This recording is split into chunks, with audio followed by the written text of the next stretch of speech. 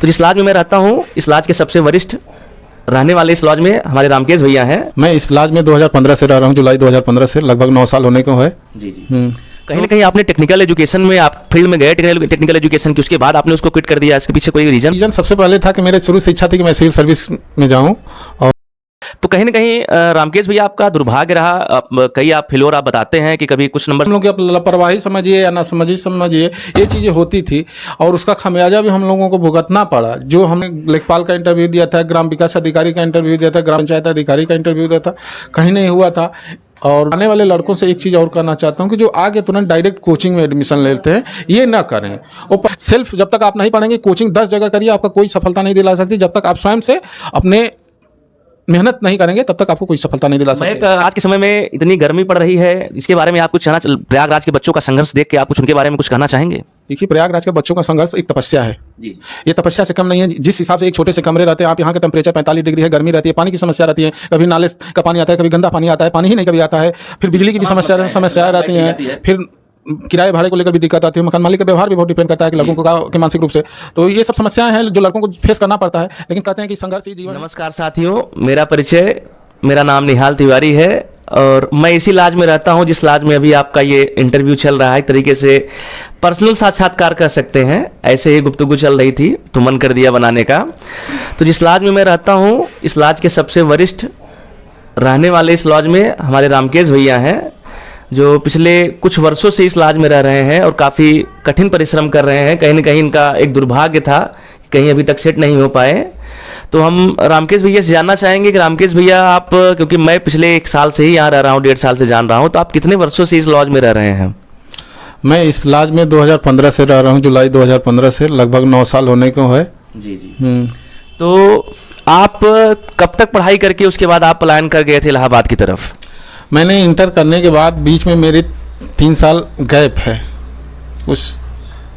तो गैप होने का कहीं ना कहीं कोई घनघोर रीजन रहा होगा, क्योंकि 12th के बाद इंजीनियरिंग में एडमिशन कॉलेज में ले लिया था, फिर मैंने ड्रॉप आउट कर दिया था। उसके बाद मैं यहाँ से ग्रेजुएशन करने इलाहाबाद आया।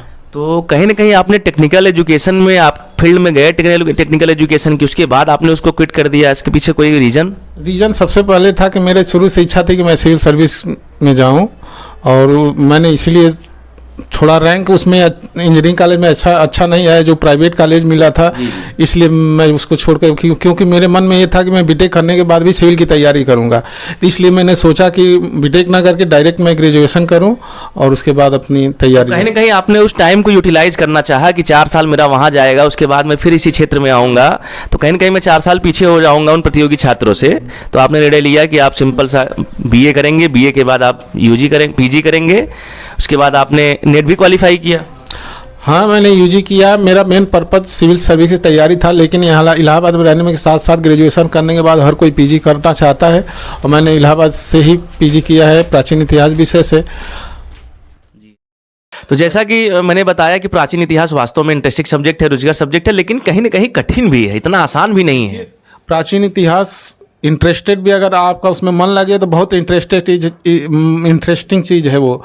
जैसे फिलासफी में किसी को समझ में नहीं आता, जो फिलासफी में घुसता है वो फिलासफर ही हो जाता है, उसी तरह प्राचीन इतिहास है। इसमें अगर आपका मन नहीं लगे तो बहुत बोरिंग और कठिन भी है, लेकिन अगर इंटरेस्टेड होंगे तो आप चीज़ के अंदर एक खोज की भावना रहती है। प्राचीन इतिहास का मतलब कि आप स्वयं खोज रहे हैं, क्योंकि किताबों में भी बहुत सी ऐसी चीज़ें हैं कि जो एग्जैक्ट कुछ नहीं बताती हैं। जी जी। एक अनुमान के आधार पे भी बहुत सी चीज़ें प्राचीन इतिहास से चलती हैं। और प्राचीन इतिहास में आप जानते हैं कि सब चीज़ पुरातत्व से है, अभिलेख से है, खुदाई होती है जहाँ उस तरह से है, तो उसमें अनुमान एकदम तो एग्जैक्ट नहीं होता है कि मोटा तौर से उसके बारे में जानकारी मिलता है। हाँ, खोज करने के बाद जो लगता है जिस तरह से आप मिडवल और मॉडर्न की एकदम फैक्ट चीज़ें जानकारी होती है और जो एकदम डेट वाइज होती है, उसमें वो चीज़ नहीं है, एक मोटा तौर से अनुमान पे ही निर्धारित की गई हैं। जी, इसलिए कि मैं स्वयं जब पढ़ाई करता हूँ, अगर इतिहास पढ़ने की कोशिश करता हूँ तो सबसे पहले मॉडर्न उठाता हूँ, क्योंकि लड़कों की सोच होती है प्राचीन पहले पढ़ते हैं तो उसमें उनको बोरियत महसूस होने लगती है, क्योंकि है बहुत इंटरेस्टिंग सब्जेक्ट, रुचिकर है, लेकिन उसमें जिसका रुचि आ जाए तो मतलब कहीं ना कहीं आपका एक गहन रुचि था प्राचीन इतिहास में, इसी के कारण आपने पोस्ट ग्रेजुएट सब्जेक्ट को इसको चुना। हाँ, मेरा इसमें रुचि था और मैं इतिहास से ही, चूँकि सब्जेक्ट भी रखना चाहता था, सिविल रखा था, सिविल सर्विस के लिए पहले जो विषय हुआ करता था, तो मेरा इतिहास था, इसलिए मैंने ग्रेजुएशन में प्राचीन इतिहास लिया था। तो पीजी भी मुझे प्राचीन इतिहास से ही करना पड़ा, क्योंकि इलाहाबाद विश्वविद्यालय में आप एंशिएंट से अगर किए हैं तो पीजी भी आप उसी से कर सकते हैं। तो कहीं ना कहीं रामकेश भैया आपका दुर्भाग्य रहा। कई आप फेल्योर आप बताते हैं कि कभी कुछ नंबर से नहीं हुआ, कभी आपका 17 वाले लेखपाल में इंटरव्यू में कुछ नंबर कम रह गया, जिस वजह से आपका अंतिम चयन नहीं हो पाया। तो हम आपसे एक बात जानना चाहेंगे, जो आगामी अब के समय में जो बच्चे आ रहे हैं, जैसे पहले मैं एक मतलब एनालिसिस करता हूँ, तो पहले लोग जब यहाँ पे ग्रेजुएशन करने आते थे तो वो ग्रेजुएशन को एज ए ग्रेजुएशन लेते थे। 3 साल उसमें लोगों का बीत जाता था और 2 साल पीजी करने में बीत जाता था। उसके बाद वो सीरियस होते थे कि अब मुझको तैयारी करनी है, जो कि आज के समय में बिल्कुल सार्थक नहीं है। इतना किसी के पास समय नहीं है कि 5 साल केवल कोर्स करने के लिए लगा दे, उसके बाद वो तैयारी शुरू करे। तो आज के आने वाली नई पीढ़ियों के बारे में, जो यहाँ पलायन करके घर से यहाँ पे यूजी करने के लिए आ रहे हैं, उनके बारे में आप क्या कहना चाहेंगे? देखिए, जब हम लोग इलाहाबाद आए तो सही बात है कि हम लोग जब ग्रेजुएशन कर रहे थे तो उसमें सिविल के लिए इतना प्रिपरेशन नहीं करते। हम लोग ग्रेजुएशन करते थे उतना, मतलब आप खुद हम लोग की लापरवाही समझिए या ना समझिए, ये चीज़ें होती थी और उसका खमियाजा भी हम लोगों को भुगतना पड़ा, जो हम लोग आज तक मतलब कर दी कि हाँ फेलियर है। तो इसका कारण वही भी है कि शुरुआत में सीरियस ना होना, सही गाइडेंस ना होना और सही रणनीति पे काम न करना, ये बहुत बड़ी गलती थी और उसका दुष्परिणाम भी लोगों को भुगतना पड़ता है। हम खुद इसके लिए हैं। रही बात, मैंने देखिए, मैं लेखपाल का इंटरव्यू दिया था, ग्राम विकास अधिकारी का इंटरव्यू दिया था, ग्राम पंचायत अधिकारी का इंटरव्यू दिया था, कहीं नहीं हुआ था। और इस डाक विभाग में भी मेरा था टाइपिंग, लेकिन टाइपिंग नहीं हुआ, नहीं कर पाए। और लोअर 2013 का भी मैंने मेंस दिया था, 2015 का भी मेंस दिया था, नहीं हुआ। एक बार 2011 में मैंने आरओ का भी मेंस दिया था, लेकिन फाइनल सिलेक्शन मेरा कहीं नहीं हुआ। और तो रामकेश भैया, आने वाली पीढ़ियों के लिए आप क्या एक रणनीति बताना चाहेंगे? किस तरीके से वो घर से आने के बाद यहाँ पे किस तरीके से पढ़ाई करें कि जल्दी से जल्दी उनको सफलता मिले और वो आगे बढ़ें? देखिए, इलाहाबाद 2 तरह से लड़के आते हैं। कुछ लड़के होते हैं कि जो अपने ज़िले या अपने गांव से ग्रेजुएशन करने के बाद आते हैं। कुछ लड़के जो होते हैं 10+2 के बाद हैं। तो जो लड़के 10+2 के बाद आते हैं डायरेक्ट ग्रेजुएशन में एडमिशन लेते हैं और कोचिंग करते हैं। अगर मैं उन नए लड़कों से यही कहना चाहूँगा कि अगर वो आ रहे हैं तो ग्रेजुएशन के साथ साथ अपनी सिविल सर्विसेज की तैयारी के साथ पूरी लगन करते रहें, क्योंकि समय निकल जाएगा बाद में तो नुकसान ही। हाँ, तो जो लड़के अगर सीरियस होते हैं ग्रेजुएशन के समय ही बड़े मन से लगे रहते हैं, उनको निश्चित रूप से वो 22-23 वर्ष की उम्र में या 24-25 तक जाते जाते आईएएस या पीसीएस में किसी पद पे सिलेक्ट जरूर हो जाते हैं। और जो लड़के मान लीजिए कि ग्रेजुएशन करने के बाद आते हैं तो थोड़ा उनका समय उस तरह से निकला हुआ होता है, लेकिन अगर वो भी मन लगा के पढ़ें तो 2-3 साल में अपना कवर कर सकते हैं। और मैं नए लड़के आने वाले लड़कों से एक चीज़ और कहना चाहता हूं कि जो आगे तुरंत डायरेक्ट कोचिंग में एडमिशन लेते हैं, ये ना करें।